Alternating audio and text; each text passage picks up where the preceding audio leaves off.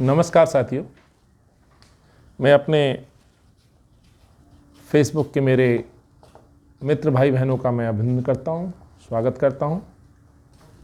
साथियों, मैं थोड़ा विलम्ब से आपके साथ जुड़ा, तकनीकी इस व्यवधान की वजह से देर से जुड़ पा रहा हूं, उसके लिए मैं क्षमा प्रार्थी हूँ। साथियों, दिल्ली का एक बड़ा गंभीर विषय है जिसको लेकर के आज मुझे लगा कि मैं अपने साथियों के साथ बातचीत करूं। जहां कांग्रेस पार्टी दिल्ली के इस गंभीर विषय पर लगातार आवाज़ उठा रही है, या उस जन विरोधी नीति में कहूं जिसका कांग्रेस पार्टी विरोध कर रही है, उसको लेकर के हम निरंतर इन सरकारों से न केवल प्रश्न पूछ रहे हैं, बल्कि हम उनसे ये आग्रह भी कर रहे हैं, जो कानून वो बना करके दिल्ली में दे रहे हैं वो दिल्ली के भविष्य के लिए सही नहीं। साथियों, मेरा जो कहने का तात्पर्य है वो दिल्ली की जो शराब नीति, नई पॉलिसी, जो आबाकारी नीति अरविंद केजरीवाल ने लागू की है, मैं आज उस संबंध में आपसे बातचीत करूंगा। कोशिश करूंगा हर उस साथी के उस प्रश्न का जवाब देने की जो इस आबाकारी नीति के अंदर हमारे दिल्ली के लिए, दिल्ली वासियों के लिए शायद आने वाले भविष्य में बहुत घातक साबित होने वाली है। पहले की आबाकारी नीति में और आज की आबाकारी नीति में क्या अंतर है, उस पर मैं आपसे बातचीत करूंगा। अरविंद की कथनी और करनी में क्या फ़र्क है, मैं उस पर बातचीत करूंगा। दिल्ली के मुख्यमंत्री अरविंद केजरीवाल से जहां हम लगातार मुलाकात करके अपने सुझाव देने की कोशिश करते हैं, मुख्यमंत्री जी अपने चुनावी पर्यटन पर लगातार ये दावे करते हैं कि दिल्ली खुशहाल है, दिल्ली के लोग खुशहाल हैं। इससे पहले कि मैं आबाकारी नीति पे आपसे सवाल जवाब करूं, लेकिन मैं 1 मिनट इस पे ज़रूर आप कर लूँगा और आपसे भी कहना चाहता हूं, आप भी सोचिए कि आखिर दिल्ली कितनी खुशहाल है। पिछले 2 सालों में जब से मुझे राहुल जी ने और कांग्रेस पार्टी ने ये जिम्मेवारी दी कि दिल्ली कांग्रेस का मैं अध्यक्ष बन करके दिल्ली के लोगों की आवाज़ उठाऊँ, उनकी परेशानियों के लिए सरकार से हक मांगूँ, वो मैं निरंतर काम कर रहा हूँ। इसलिए 2 साल में जो मैंने देखा है, अरविंद कहता है कि युवा खुश है, तो 13,27,000 युवा आज बेरोजगार रजिस्टर्ड है दिल्ली सरकार के पोर्टल पे। वो कहते हैं युवाओं को हम बेरोजगारी भत्ता देंगे, तो दिल्ली के युवाओं को बेरोजगारी भत्ता क्यों नहीं। शिक्षक धरने पे है, आंगनवाड़ी धरने पर है। 15 लाख से ज़्यादा राशन कार्ड आज पेंडिंग हैं, जिनकी यदि हम सदस्यों की बात करें राशन कार्ड वालों की, तो 52 लाख लोग हैं जिनको राशन अभी तक नहीं मिल पा रहा है, राशन का अधिकार नहीं मिल पा रहा है। नए राशन तो छोड़िए, पुराने राशन कार्ड पर एक नाम दर्ज नहीं कर पाए। मुझे नहीं मालूम जहाँ जिनकी वही मकान कहाँ कहाँ बन के तैयार हुए हैं, लेकिन जहाँ जहाँ मैं गया हूँ वहाँ ना कोई मकान है, बल्कि बने हुए मकान जो कांग्रेस ने बनाए थे आज जर्जर होकर के वो गिर रहे हैं। 7 साल हो गए। मुझे लगता है कि अब अरविंद को जवाब देना चाहिए। मैं पंजाब के उनके कुछ भाषण देखता हूँ, उनके चुनावी दौरे पर जिस तरह से वो बातें कर रहे हैं, लगातार पंजाब की जनता को गुमराह कर रहे हैं। याद होगा साथियों, इस चुनाव से पूर्व अरविंद केजरीवाल एक चुनाव और लड़के पंजाब में आए थे और पंजाब के लोगों ने कुछ समर्थन भी दिया था। शायद 4 या 5 उनके सांसद चुने थे, एमएलए चुने थे। समय बीतता गया, धीरे धीरे वो जो उनकी संख्या थी वो घट करके शायद शून्य पे पहुंच गई। क्यों? क्योंकि अरविंद ने एक सबसे बड़ा झूठ वहां कहा कि हम पंजाब को नशा मुक्त करेंगे। पंजाब तो नशा मुक्त नहीं हुआ, लेकिन दिल्ली को आपने नशे की राजधानी बना दिया। और पंजाब में जाके जो झूठी बातें कर रहे हैं, जो वादे कर रहे हैं, कांग्रेस के नेतृत्व ने लगातार पंजाब की जनता को आगाह किया है कि ये व्यक्ति अपने सत्ता लालच में, सत्ता सुख में कुछ भी कर सकता है, कोई भी बड़ी घोषणा कर सकता है। पंजाब का उदाहरण देते हैं, पंजाब मॉडल की बात करते हैं। आज मैं अपने मित्रों के साथ इस फेसबुक पे हूँ, साथियों से हूँ, जो लोग मुझे देख रहे हैं, सुन रहे हैं। मैं आपके माध्यम से भी आम आदमी पार्टी का, चाहे कोई वॉलंटियर है, कोई ईमानदार उनके साथ एक राजनीति के तहत जुड़ा हो, उनसे भी कहना चाहता हूँ, अरविंद केजरीवाल दिल्ली की जनता के सवालों का सामना करें, बताएं कि आपके वादों का क्या हुआ। इसीलिए मैं आज अरविंद की आबाकारी नीति में इसलिए बोल रहा हूँ, ये उनका निजी फैसला है और यही सबसे बड़ा अंतर है। अरविंद केजरीवाल जो कहते थे कि मैं जनता से पूछ के, जनता से सहयोग लेके तब कोई कानून या नीति बनाऊंगा, तो इस आबाकारी नीति में जनता का क्या योगदान रहा, ये मुझे लगता है आप सब लोग जान चुके हैं, इसलिए मैं इसको अरविंद की आबाकारी नीति कहता हूँ। इस आबाकारी नीति के तहत आज हम बातचीत करेंगे। जिन साथियों के सवाल रहेंगे मैं कोशिश करूँगा कि उनको इस आबाकारी नीति के बारे में बता पाऊँ, और इस सरकार से मांग करेंगे कि जनता क्या सोच रही है वो भी इन तक लेके जाएंगे। मेरे पास एक सवाल आया है साथियों, दिल्ली सरकार ने हर नगर निगम वार्ड में 3 शराब के ठेके खोलने की योजना लाई है। इस शराब नीति पर आपकी क्या राय है? साथियों, राय बहुत स्पष्ट है, ये बात मैं बार बार बोलता हूँ। पहले की जो आबाकारी नीति थी, उस आबाकारी नीति के तहत दिल्ली के अंदर मात्र 377 ठेके हुआ करते थे। अब ये ठेके बढ़कर के साथियों 849 ठेके कर दिए गए। ये सबसे बड़ा अंतर है। और जब इस आबाकारी नीति को आप विस्तार से पढ़ेंगे तो इन्होंने प्रत्येक वार्ड में 3 ठेके खोलने का प्रोविजन किया है, मिनिमम 3 ठेके। तो 3 ठेके प्रत्येक वार्ड में खोलने का मतलब, वार्ड जो कॉरपोरेशन में चुनाव होते हैं, प्रत्येक वार्ड जिसको हम नगर निगम के तहत वार्ड बोलते हैं, इन वार्डों में ठेके खोलने का जो है व्यवस्था इस आबाकारी नीति में किया गया है। ये कहीं भी उचित नहीं है। इससे पहले की यदि नीति में आप देखें, अरविंद की जो आबाकारी नीति, इससे पूर्व की जो आबाकारी नीति थी, आपको जानकर हैरानगी होगी, लगभग 18 विधानसभा क्षेत्र में, विधानसभाओं की बात कर रहा हूँ, औसतन 4 वार्ड हैं एक विधानसभा में, 18 विधानसभा क्षेत्र ऐसे थे जिसमें एक भी ठेका नहीं हुआ करता था। ये 18 विधानसभा क्षेत्र अधिकतर वो क्षेत्र थे जो हमारा ग्रामीण, खासतौर से नरेला जोन आप कह सकते हैं, ये जो बॉर्डर है नरेला से लेके नजफगढ़ का जो देहाती एरिया है, वहाँ पे शायद ही कहीं कोई ठेका था। और ये मैं ऐसा नहीं, मैं ऑन रिकॉर्ड बोल रहा हूँ, आप RTI से इसका जवाब ले सकते हैं। तो अरविंद का इस नीति के साथ ला करके 3 शराब के ठेके खोलना कहीं पे भी न्यायोचित नहीं है। याद होगा, अरविंद अपनी पीठ थपथपाते हैं, एजुकेशन को लेकर के दावे करते हैं। और मुझे याद आता है, क्योंकि मैं भी कांग्रेस में उस समय विधायक था, जब ये चुनाव लड़ने आए तो हर विधानसभा क्षेत्र में 5 स्कूल खोलने की बात कही गई थी। बहरहाल मैं एजुकेशन पे ज़्यादा बात नहीं करूँगा, क्योंकि इस पर किसी दिन फिर हम बात करेंगे। लेकिन 5 स्कूल खोलने का वादा किया गया था। स्कूल तो खुले नहीं साथियों, पर जिस स्पीड के साथ ये 3 ठेके खोले जा रहे हैं प्रत्येक वार्ड में, और जनता विरोध कर रही है, ऐसा क्या है? स्कूल के बदले आप शराब के ठेके दे रहे हैं वार्ड में। अच्छा होता प्रत्येक वार्ड में गरीब बच्चों के लिए, मजबूर लोगों के लिए, मध्यवर्गीय परिवार के लिए स्कूल खोलते तो शायद इनको उचित ठहराया जा सकता था। मैं एक और प्रश्न लेता हूं साथियों। ये सवाल हमारे एक बहन है आशिमा, उसने ये मुझे भेजा है। एक प्रश्न और मुझे दिया है करण ग्रोवर जी का। ये प्रश्न है, केजरीवाल द्वारा दिल्ली को नशे की राजधानी बनाने पर आपकी क्या राय है? करण जी, मेरी स्पष्ट राय है, जैसे मैंने कहा और आपने भी कहा है, कि दिल्ली को नशे की राजधानी बना दिया। ये बात क्यों निकली आपके जहन से, ये बड़ा प्रश्न है। मुझे लगता है करण ग्रोवर नाम से लगता है कि काफ़ी युवा साथी होगा, और आबाकारी नीति जो अरविंद लेकर के आए हैं, इसलिए मैंने कहा ये आबाकारी नीति अरविंद की आबाकारी नीति है। आबकारी नीति लागू करने से पहले अरविंद ने जरूर बड़े सोच के साथ, विचार के साथ ये लागू किया है।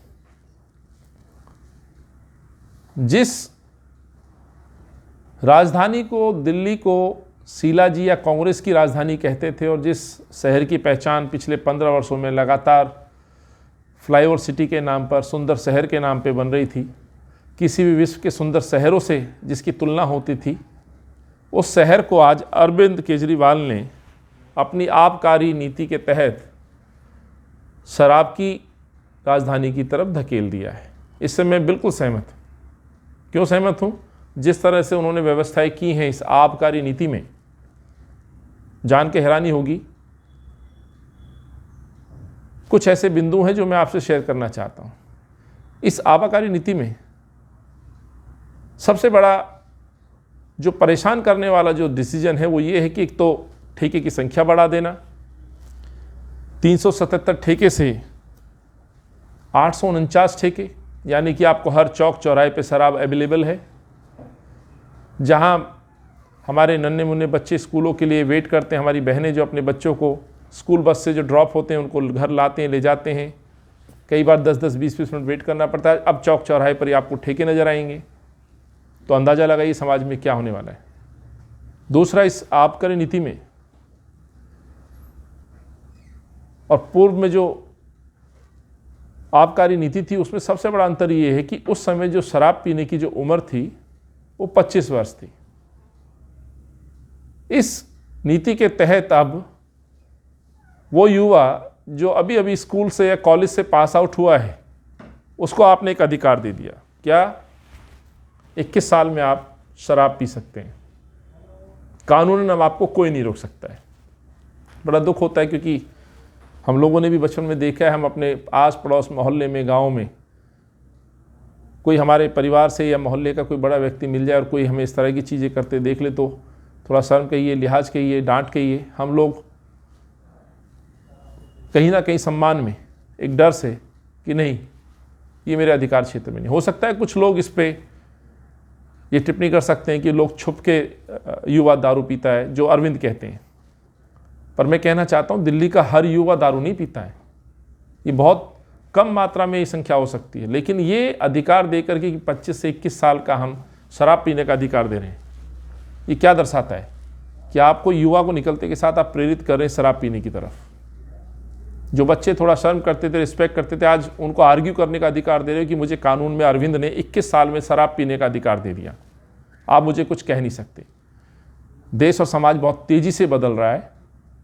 जहाँ बच्चे मानसिक तौर पर परेशान है, रोजगार को लेकर के, अपने कैरियर को लेकर के, जहाँ आए दिन हम देखते हैं परिवारों में कहीं ना कहीं थोड़ा बहुत तनाव दिखने लगा है, वहाँ पर बच्चों को 21 साल की एज करके शराब की तरफ धकेलना, मुझे लगता है पूरी तरह से शराब की राजधानी या नशे की राजधानी मैं कहूँ उसको बनाने की तैयारी अरविंद ने कर दी है।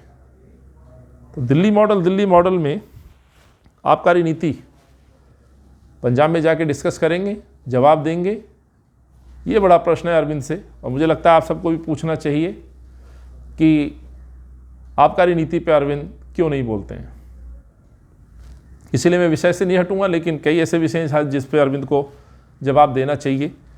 और इसी के तहत जैसे मैंने कहा, नशे की राजधानी का प्रश्न है तो 21 साल कर देना, ठेके बढ़ा देना। और दुखदायक बात एक और भी है, इस आबकारी नीति के तहत अब 365 दिन जो साल में होते हैं उसमें 362 दिन शराब बेचने की तैयारी अरविंद ने कर दी है।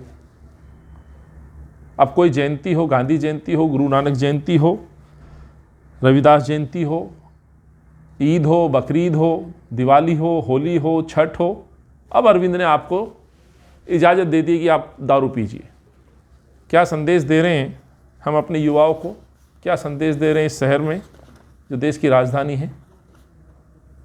तो जैसे मैंने कहा, ये कई बड़े उदाहरण हैं जो अपने आप में साबित करते हैं कि दिल्ली को आपने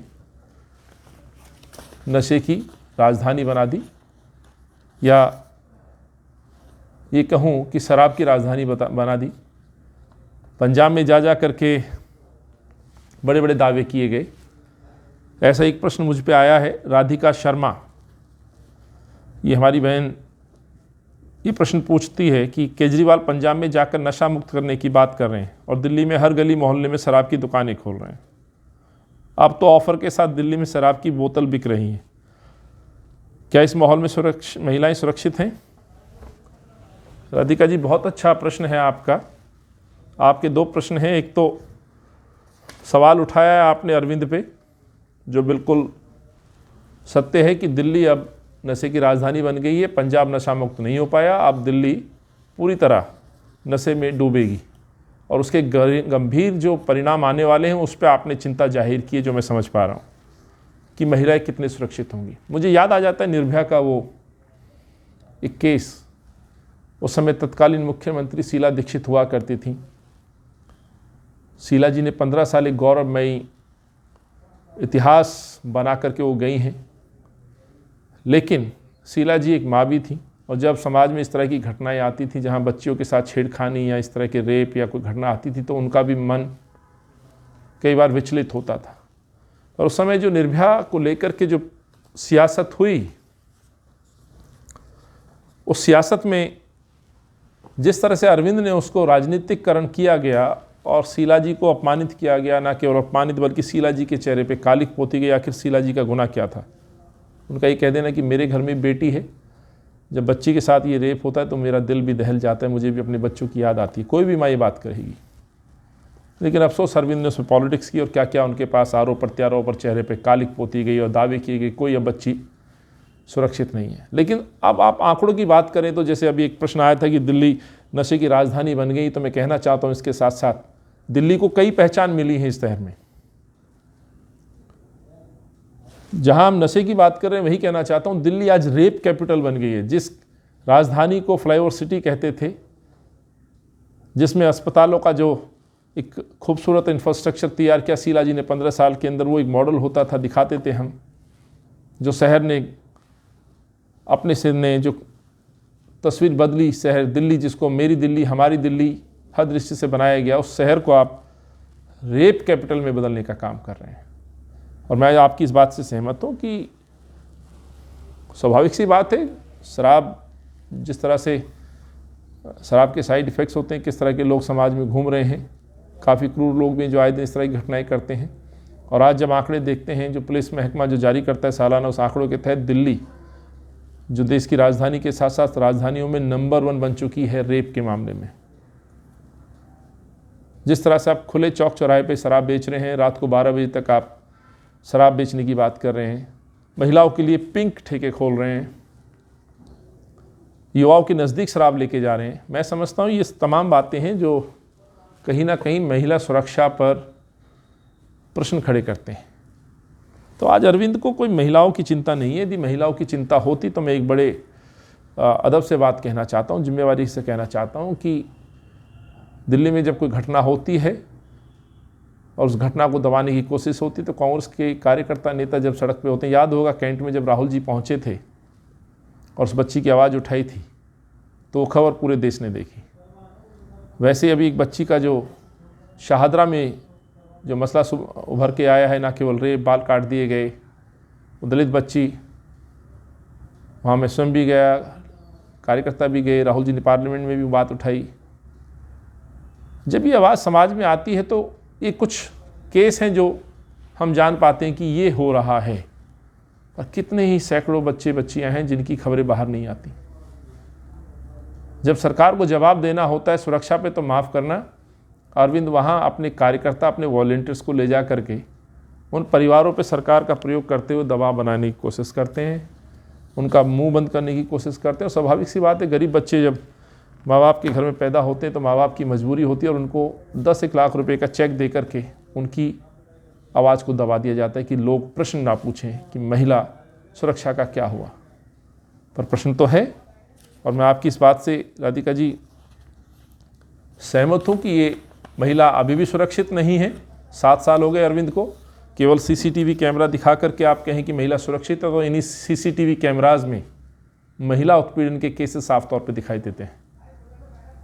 सच सामने आने लगा है, केवल ढकोसला साबित हुआ है महिला सुरक्षा के नाम पर। और ये शराब नीति मैं समझता हूँ महिलाओं के प्रति अपराध को और बढ़ावा देगी।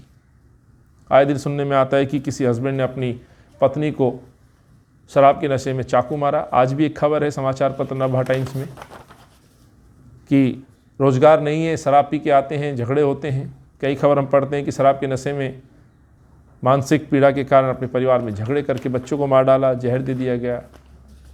तो ये तमाम बुराइयां जो हैं कहीं ना कहीं इस नीति के साथ आने वाली हैं और इस पे ये बड़ा चिंता का विषय है। इसलिए हम लोग लगातार इस पे विरोध कर रहे हैं और सरकार को आगाह कर रहे हैं। एक प्रश्न मैं और लेता हूँ साथियों, क्या शराब नीति को वापस लेना चाहिए? केजरीवाल साहब से ये अपील कर रहे हैं। बिल्कुल लेना चाहिए। इसलिए लेना चाहिए कि शहर देश की राजधानी है।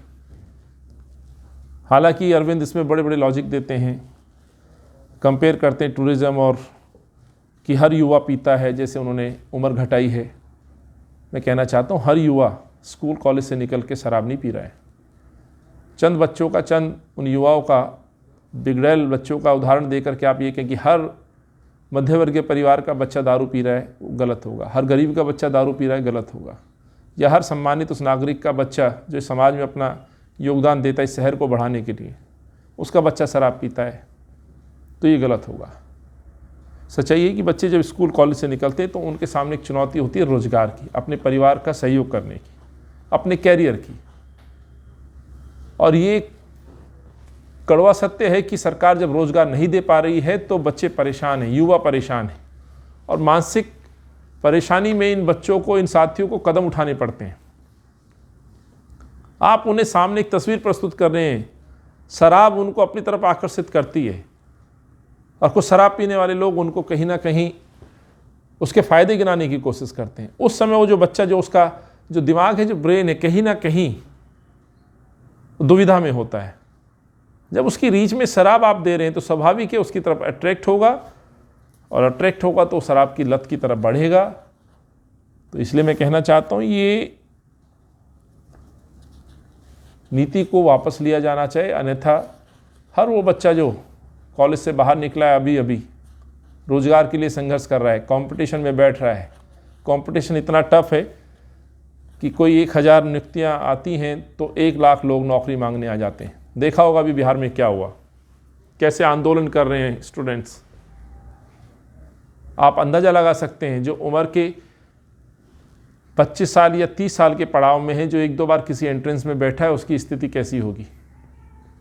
तो उनके लिए रोज़गार डेवलप करते तो मुझे खुशी होती, बजाय रोज़गार देने के आप उनको शराब पीने की तरफ ललायित कर रहे हो। और इस नीति के तहत जिस तरह से आपने छूट दी है कि रात को 3 बजे तक आप रेस्टोरेंट में जा सकते हैं, दारू सर्व की जा सकती है, म्यूज़िक का आनंद ले सकते हैं, पिंक ठेके खोले जा रहे हैं, ठेकों की संख्या बढ़ाई जा रही है, ये क्या दर्शा रहा है? ये सब कुछ चीज़ें जब आपके सामने है तो कहीं ना कहीं नशा और शराब आपके सामने दिखती है, और जो दिल्ली की पहचान है वो पीछे छुटती नज़र आती है, जो पहचान शीला जी ने दी, कांग्रेस ने दी।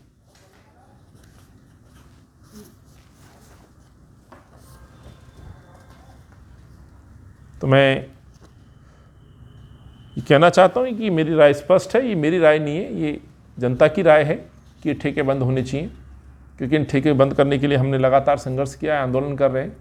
अच्छा, एक बड़ा इसमें एक प्रश्न आता है, याद होगा अरविंद केजरीवाल अन्ना जी के साथ बड़े आंदोलन पे बैठे थे। अभी मैंने 2-3 दिन पहले पढ़ा कि अन्ना जी महाराष्ट्र में शराब के ठेकों के खिलाफ, जो नए ठेके खुल रहे हैं रोड साइड में, उनके खिलाफ धरने पे बैठ रहे हैं। मैंने अन्ना जी से गुजारिश की है, चिट्ठी लिखी है मैंने आज ही, कि आप महाराष्ट्र में आप विरोध कर रहे हैं, लेकिन उनका एक स्टूडेंट, नालायक स्टूडेंट अरविंद केजरीवाल दिल्ली में एक नई नीति लिया है, शायद अन्ना हजारे जी को अभी जानकारी नहीं होगी। लेकिन वहाँ और यहाँ में ये अंतर है, वहाँ एक नीति पहले से लागू, उसमें ठेके खोलने का काम किया जा रहा है, जिसको मैं उचित नहीं मान रहा हूँ, किसी भी सूरत में सही नहीं मान रहा हूँ। लेकिन दिल्ली में तो सब कुछ बदल दिया। और उस समय याद होगा ये कहते थे हम मोहल्ला सभा और जनता से पूछेंगे, जनता से पूछ करके हम लोग निर्णय लेंगे। याद होगा इनका एक स्वराज, एक नारा था, स्वराज के तहत कुछ घोषणाएं हुई थी, और स्वराज के अंदर याद होगा आपने ये कहा गया है, बिंदु नंबर 6 के अंदर, पॉइंट नंबर 6 है, आप ऑनलाइन देख सकते हैं।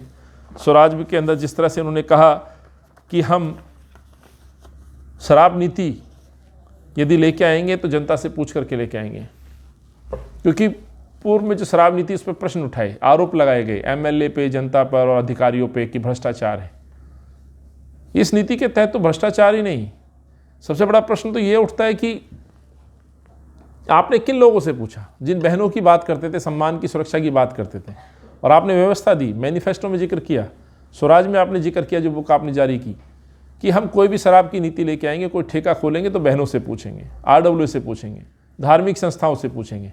अफसोस ये है कि इस नीति के तहत ना तो किसी संस्था से पूछा जा रहा है, ना किसी RWA से पूछा जा रहा है, ना किसी मेरी महिला बहन से पूछा जा रहा है, और ला करके नीति थोप दी जाती है। इसलिए मैंने कहा कि ये अरविंद की नीति है, शराब नीति जो मैं आप बार बार बोल रहा हूँ, आबकारी नीति।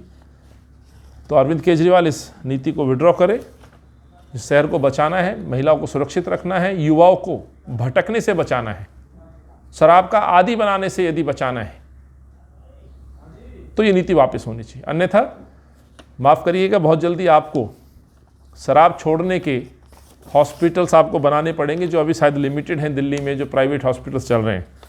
शायद आने वाले समय में आपको जिस तरह से चौक चौराहे पे शराब के ठेके खोल रहे हैं, वैसे ही आपको हर विधानसभा में कहीं ना कहीं शराब के आदी लोगों को शराब छुड़वाने के लिए भी सेंटर्स खोलने पड़ेंगे, और जिसकी मांग मेरी महिलाएं बहनें करेंगी, जो परिवारों में तनाव में जिएंगी। तो इसलिए इस नीति को वापस लेना चाहिए, ये मांग हमारी है। और यही मांग दिल्ली की महिलाओं की है। जब हम सड़कों पे निकले, हमने उनसे पूछा तो उन्होंने कहा कि ये गलत है, हमारे बच्चे स्कूल के लिए यहाँ खड़े होते हैं, चौक चौराहे पे लोग यहाँ शराब पिएंगे, शराब खरीदेंगे, नए नए ऑफर्स के साथ जो है शराब बेची जा रही है, तो ये वापस होनी चाहिए। मैं बात से सहमत हूँ।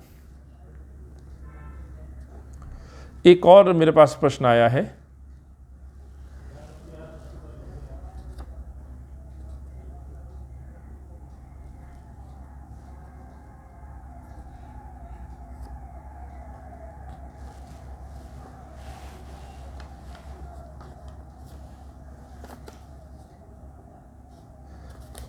प्रश्न है कि दिल्ली को नशे की और फ्री की दिल्ली बना दिया है, लोगों को निकम्मा और नाकारा बना दिया है। मैं सुनील जी के इस सवाल से तो सहमत नहीं हूँ। देखिए, दिल्ली का युवा बहुत समझदार है और ये शहर सपनों का शहर है। पूरे देश से लोग यहाँ आते हैं जिन्होंने इस शहर को बनाने में योगदान दिया है।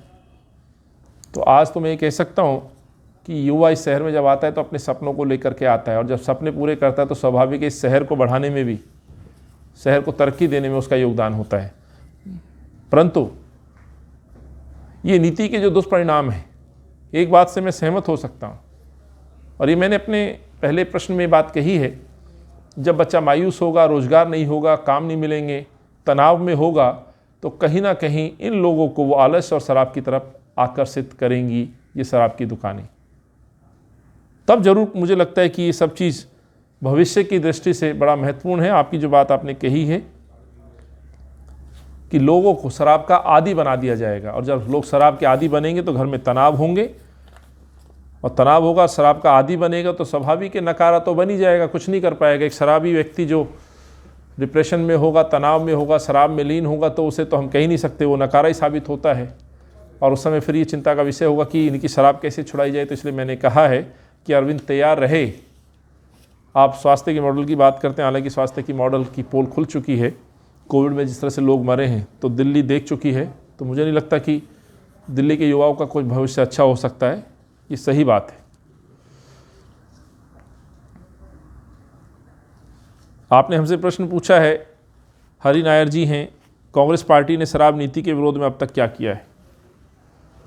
मैं आपको बताना चाहता हूं हरि भाई कि जब से ये नीति का डिस्कशन पब्लिक डोमेन में आया था और जब से हमें जानकारी मिली थी, तब से मैं और मेरे कांग्रेस परिवार के वरिष्ठ नेता और कार्यकर्ता निरंतर सड़कों पर हैं। याद होगा एक कार्यक्रम हमने चलाया, पोल खोल कार्यक्रम। ये पोल खोल आखिर क्या था? ये सरकार की विफलताओं की पोल थी। दिल्ली मॉडल पंजाब में जाके बात करना, वहाँ के लोगों को गुमराह करना। इसलिए मुझे कई बार ये लगता था, क्या केवल ऐसा तो नहीं कि कांग्रेस के लोग ये बोल रहे हैं, या हम समाचार पत्र में पढ़ के जो बातें कहते थे, कई बार विपक्ष आरोप लगाता था कांग्रेस शोर मचा रही है, कांग्रेस को दर्द है। इसीलिए हमने साथियों ये निर्णय लिया कि हम लोगों के बीच में जाएंगे और पोल खोलेंगे, सवाल पूछेंगे। और मैं एक बहुत ईमानदारी के साथ कहना चाहता हूं, जब मैं जनता के बीच में गया, याद होगा हमने चलाया था कैंपेन 70 दिन 70 विधानसभा, 700 दिन किलोमीटर की पद यात्रा। बीच में कोविड रहा, उसमें मैं बात नहीं करूंगा, लेकिन जहां जहां मैं गया और जब शराब नीति के ऊपर हम लोगों से बात करते थे, खासतौर से बहनों से, तो आप अंदाज़ा नहीं लगा सकते कि कितना दर्द था उनके बीच में, कितना विरोध था। इसलिए मैंने कहा कि जनता से पूछ करके आप नीति नहीं लाते हैं, आप थोप देते हैं दिल्ली पे।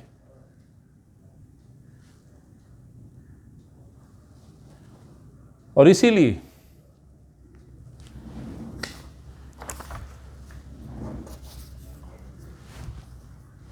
मैं बताना चाहता हूं कि पोल खोल के माध्यम से आज मैं इस तकनीकी युग में आपका जो संवाद कर रहा हूं आपके साथ, इस तकनीकी टूल्स के साथ भी हमने ना केवल जनता की आवाज़ उठाई, मैं धन्यवाद देता हूं अपने कार्यकर्ताओं को जिन्होंने आम जनमानस की आवाज़ को ट्विटर हो, फेसबुक हो, उसके माध्यम से भी कई बड़े हैशटैग के माध्यम से सरकार तक लॉकडाउन के दौरान अपनी आवाज़ को बुलंद रखा, इस जन विरोधी नीति का विरोध करते रहे। एफआईआर मुझ पे हुई, लगभग 16 एफआईआर मुझ पे हो चुकी हैं। ये एफआईआर मैंने कोई आपराधिक मामलों में नहीं की, ये एफआईआर पुलिस ने जनता की आवाज़ उठाने के ऊपर, ये कहते हुए कि लॉकडाउन है, आप घर बैठिए। लॉकडाउन की आड़ में जिस तरह से फैसले लिए गए, दिल्ली में थोपे गए, उसका विरोध मैं निरंतर कर रहा हूँ। जब आप सवाल पूछते हैं कि हमने क्या किया, तो मैं वही आपको जवाब दे रहा हूँ कि हम निरंतर सड़कों पर हैं, हम इस नीति का विरोध कर रहे हैं। याद होगा जब जब ठेके खुले, हमारे वरिष्ठ नेताओं से लेकर कार्यकर्ताओं ठेकों पर पहुँचे, धरने पे बैठे, आज भी बैठे हैं।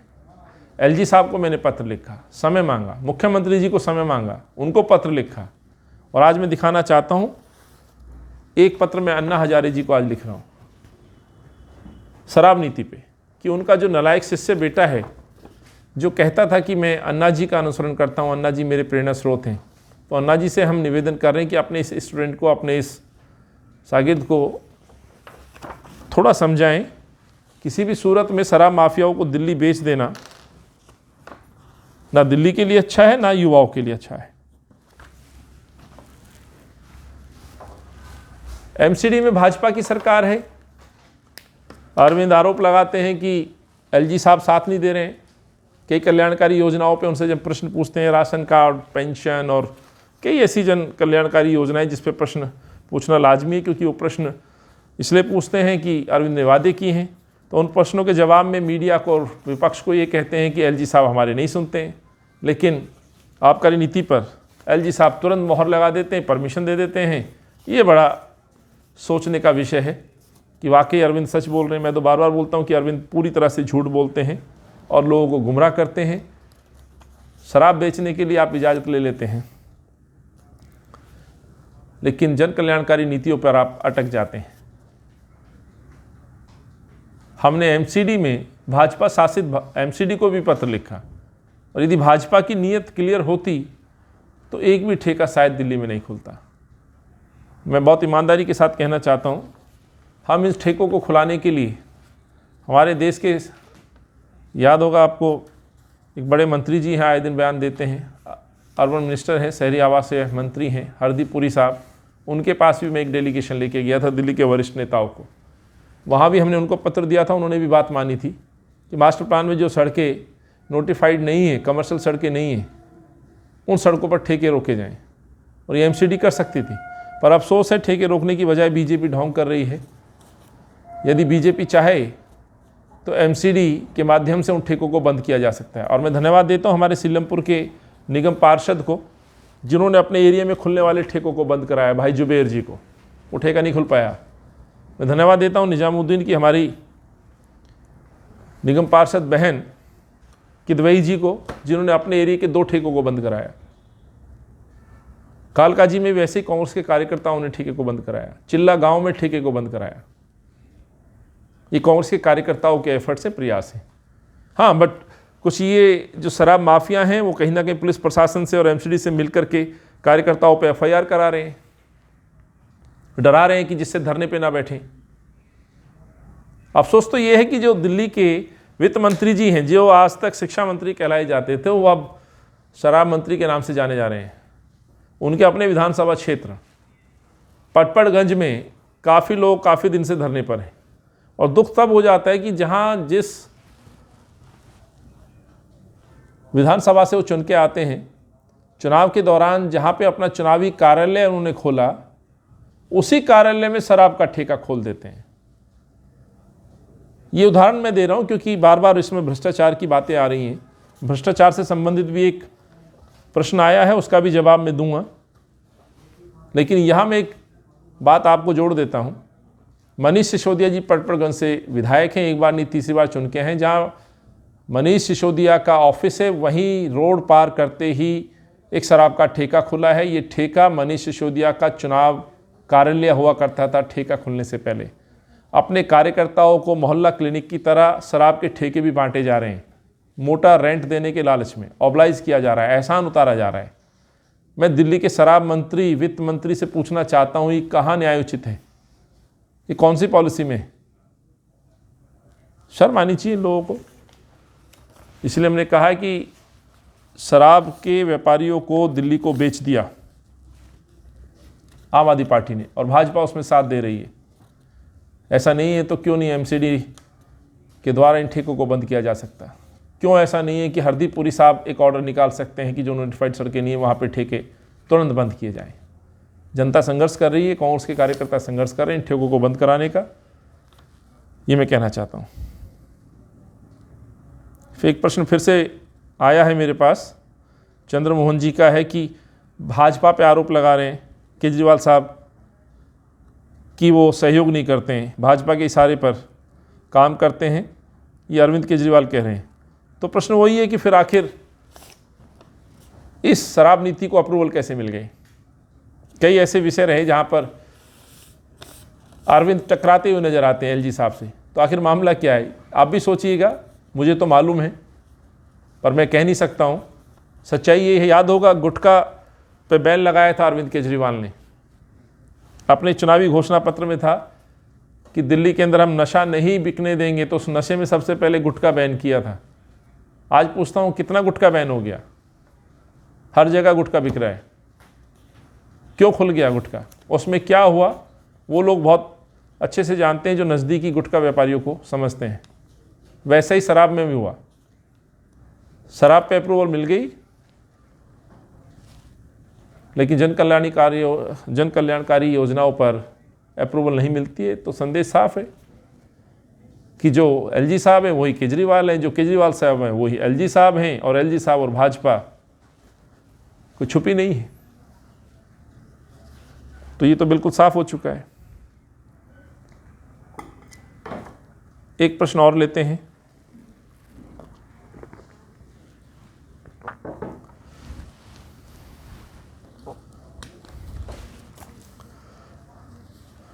ये संगीता गुप्ता जी ने प्रश्न किया है।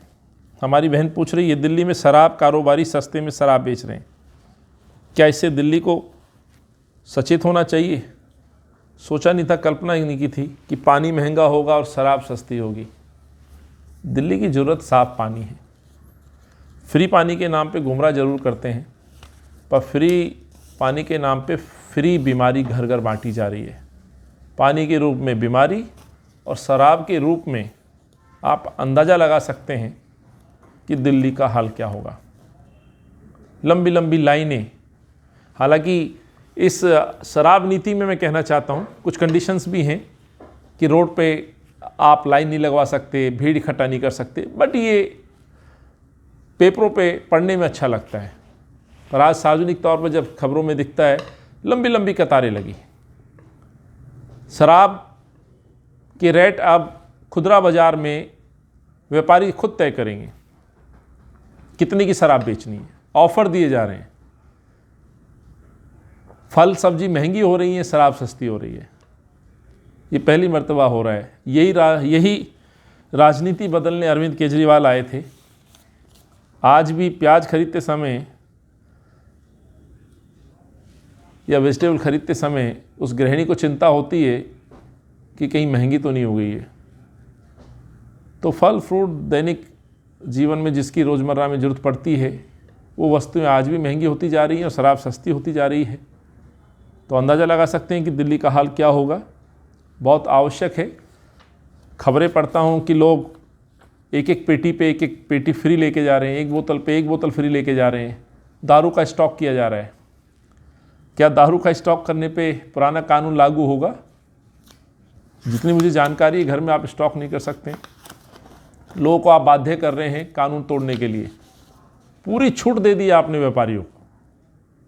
आप ना मंदिर मस्जिद का डिस्टेंस देखते हैं, ना गुरुद्वारे का डिस्टेंस देख रहे हैं, ना स्कूल का डिस्टेंस देख रहे हैं, किसी इंस्टीट्यूट का कोई डिस्टेंस नहीं देख रहा। जहां मन कर रहा है आप शराब का ठेका। शराब के व्यापारियों से आपने पूरी तरह से हाथ खींच लिया है, आपने फ्री इजाज़त दे दी और नतीजे सामने हैं। अच्छा, यहाँ मुझे एक नाम आपसे जिक्र करना है, और मुझे लगता है कि आपको ये जो मेरा दावा है कि जो पंजाब गए थे, पंजाब जाकर के जो वादा करके आए थे कि नशा मुक्त करेंगे, पंजाब तो नशा मुक्त नहीं हुआ, लेकिन दिल्ली को आपने राजधानी बना दिया शराब की। किससे बनाया, कैसे बना, ये बड़ा दिलचस्प है। जिस पंजाब में अरविंद केजरीवाल कैंपेन कर रहे हैं, अब पंजाब में शराब की या नशे की बात नहीं कर रहे हैं। क्यों नहीं कर रहे हैं? क्योंकि उनके मित्र वहाँ पर बड़े व्यापारी हैं।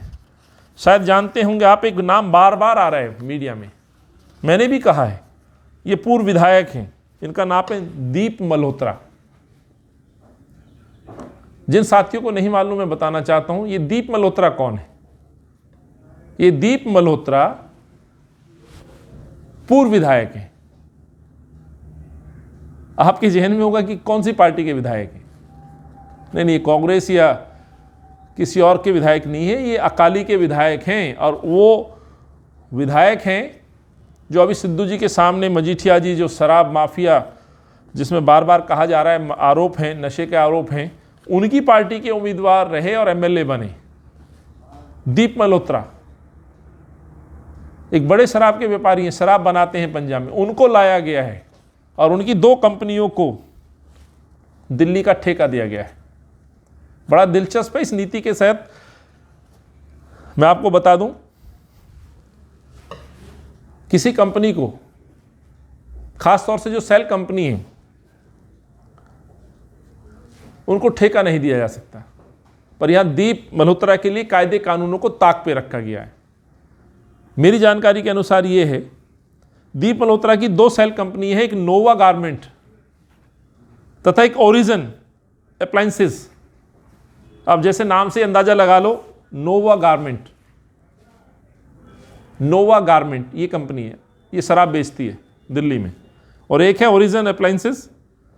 और ये किस कंपनी की ये सेल कंपनी है वो भी बता देता हूं। जो ओरिजिनल जो कंपनी है, उस कंपनी का नाम है ओसिस ग्रुप। ओसिस ग्रुप, ये ओसिस ग्रुप है जो शराब बनाती है, जिसके मालिक हैं दीप मल्होत्रा। अब इसमें कानून क्या तोड़ा गया है? ठीक है भाई, कंपनी बना ली तो टेंडर डाल दिया। पर आपको जानना ये बड़ा जरूरी है कि इस नीति के तहत एक कंपनी को 2 से ज़्यादा टेंडर 2 जोन में नहीं दिए जा सकते।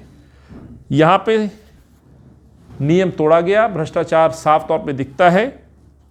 दोनों कंपनियों को 4 जोन दिए गए हैं, यानी कि जो 2 तक वैलिड हैं उनको 4 जोन दिए गए हैं। और ये दोनों कंपनियां 2 से ज़्यादा ठेके नहीं ले सकती। 4 ठेके इनको दिए गए हैं, सेल कंपनी है। और एक ही कंपनी की सेल कंपनियों को आप टेंडर भी नहीं दे सकते, और जो शराब बनाती हैं उनको खुदरा बाजार में बेचने की भी अनुमति नहीं दे सकते। ये सबसे बड़ा अंतर मैं आपको समझाने की कोशिश कर रहा हूं। और ये सिद्ध हो जाता है कि एक भ्रष्टाचार का एक बड़ा मामला है। पंजाब से मेरे कुछ साथी हैं, मित्र हैं जो वहाँ काम कर रहे हैं, कुछ गैर सियासती भी हैं, कुछ राजनीतिक लोग हैं, कांग्रेस के भी हैं।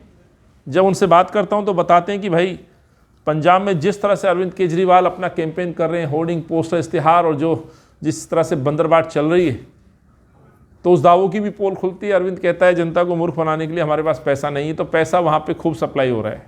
कहाँ से हो रहा है ये अंदाज़ा लगा सकते हो। मैंने अभी नाम बताया, अभी उदाहरण दिए हैं, कंपनियों के नाम बताए हैं। कहीं ये जो खेल चल रहा है चुनाव के मद्देनज़र पंजाब को गिरवी रख देना दिल्ली को, सीधे तौर पर मेरी नज़र में तो ये सिद्ध हो जाता है कि अरविंद ने दिल्ली को बेच डाला है, दिल्ली को गिरवी रख दिया है, ये कहता हूँ। और अंत में कई प्रश्न हैं। राजेश शर्मा जी का निगम को लेकर के है, केजरीवाल के साथ क्या साठगांठ है? मुकेश शर्मा जी बोल रहे हैं केजरीवाल द्वारा युवाओं को रोजगार की जगह नशे की तरफ धकेलने का आपकी क्या राय है? पुलकित जी एक प्रश्न पूछते हैं, शराब नीति को केजरीवाल वापस करें, इसे लेकर आपकी आगे क्या योजना है? देखिए, ये कॉमन से एक सवाल है, शराब नीति को लेकर के डर है, हम क्या करें, कैसे करें? तो ये तो तय है कि एमसीडी के अंदर यदि इच्छा शक्ति होती भाजपा की तो एक भी ठेका दिल्ली में नहीं खुल पाता। भाजपा चाहती तो बहुत, दिल्ली में सारे ऑफिसेज हैं, आप पता नहीं कहाँ कहाँ अपनी सेनाओं को भेज देते हो, ईडी और सीबीआई और दूसरे डिपार्टमेंट्स को। तो यहाँ पे भी कई जांच होनी आवश्यक थी कि कैसे एक सेल कंपनी को टेंडर दे दिया गया। अकाली के एमएलए जो कि उनके मित्र हैं, उनको चुनाव में क्या कोई लेन देन हुआ है उसकी जांच हो सकती है। तो ये बीजेपी का और एमसीडी का तो मैंने आपको बताया, लेकिन इसे रोकने के लिए हम एफर्ट्स कर रहे हैं। इस आबाकारी नीति को मैं आपसे वादा करता हूँ, अपनी हम युवाओं को, दिल्ली की जनरेशन को बर्बाद नहीं होने देंगे। उसके लिए मैं प्रयासरत हूँ, मेरे नेता प्रयासरत हैं। प्रियंका जी, राहुल जी बार बार युवाओं के प्रति चिंतित होते हैं, उनके रोज़गार के लिए लड़ते हैं, सवाल पूछते हैं केंद्र सरकार से। जहाँ राज्य सरकारें हैं, जहाँ आवश्यक है उनसे सवाल पूछना, उनसे भी सवाल पूछते हैं। बच्चियों की सुरक्षा के सवाल पूछते हैं। तो उस पर हम निरंतर आगे बढ़ रहे हैं। जैसे मैंने कहा कि हम इसमें आगे बढ़ते हुए आज अन्ना जी को भी आमंत्रित कर रहे हैं कि अपने इस नालायक जो उनका शागिर्द रहा है उसको समझाएं। उनके घर में भी बच्चे हैं। हालांकि अरविंद एक बार नहीं सैकड़ों बार धोखा दे चुका है। जो व्यक्ति अपने बच्चों की झूठी कसम खा सकता है, तो मुझे तो उस व्यक्ति पे भरोसा नहीं है। फिर भी अन्ना जी की बड़ी रिस्पेक्ट करते हैं, मैंने सुना है। तो अन्ना जी से कहूँगा कि अपने इस बच्चे के लिए थोड़ा सद्बुद्धि के लिए कामना करें, इनको वापस करने के लिए बोलें। हम लोग आज लेटर लिख रहे हैं, कल हम इस पे प्रदर्शन करने हम अरविंद के घर जा रहे हैं। इस शराब नीति के खिलाफ हम सोशल मीडिया में भी अपने भाइयों से, बहनों से कहूँगा कि ये आवाज़ उठाएं, क्योंकि ये हर घर में, चाहे मैं हूँ या मेरे आप जैसे जो साथी हैं जिनके घर में छोटे बच्चे हैं, उनको चिंता है कि आने वाले समय में मेरा बच्चा 21 साल का होते मुझसे प्रश्न ना पूछ दे कि अधिकार मुझे मिला है तो मुझे आप कैसे रोक सकते हैं। तो हमारी जो संस्कृति है, जो हमारा आदर्श हैं, उनमें कहीं ना कहीं ये चिंता का विषय है कि आने वाले समय में युवा किस तरह से आपका सामना करेंगे, पेरेंट्स के सामने कैसे प्रस्तुत होंगे, किस तरह का व्यवहार करेंगे, ये लाजमी है। और बच्चों की तरफ देखें तो ये भी बड़ा प्रश्न उठता है, जब रोज़गार नहीं होंगे तो स्वाभाविक है ये बच्चे शराब की तरफ आकर्षित होंगे। मैं अंत में सभी साथियों का धन्यवाद करते हुए, मेरे जो साथी टेक्निकल टीम में लगे हुए हैं उनका भी आभार व्यक्त करता हूँ। आप लोगों से बातचीत की, काफ़ी अच्छे प्रश्न मिले। आप मेरे साथ फेसबुक पे जुड़े हुए हैं। बीच बीच में आता हूँ, अपनी बात कहता हूँ। जहाँ हम लोग फील्ड में, मैदान में काम करते हैं, सड़क पे उतरते हैं, सरकार को जगाते हैं। और कई बार इस लॉकडाउन महामारी की वजह से हमें बीच बीच में फेसबुक से अपनी बात कहने की आवश्यकता होती है। आपसे राय मशवरा, आपके सवालों को लेकर के हम बात करते हैं, आप मुझसे जुड़ते हैं, उसके लिए मैं आपका आभार व्यक्त करता हूँ। और आगे भी मैं आपसे कोशिश करूँगा हर हफ्ते किसी न किसी विषय पर आपसे बातचीत करूँ। आपके प्रश्न, मुझे पूरा विश्वास है ये केवल आपके प्रश्न नहीं है, ये आम जनमानस के प्रश्न हैं जो समाज के बीच में रहते हुए आप महसूस करते हैं। काफ़ी सारे युवा साथी हैं जिनको मैं देख रहा हूँ, जिन्होंने अपनी बात कही है। और यही कहते हुए आप सभी का बहुत बहुत धन्यवाद। अगले विषय और अगले फेसबुक लाइव तक मैं आपसे इजाज़त चाहता हूँ। धन्यवाद। जय हिंद।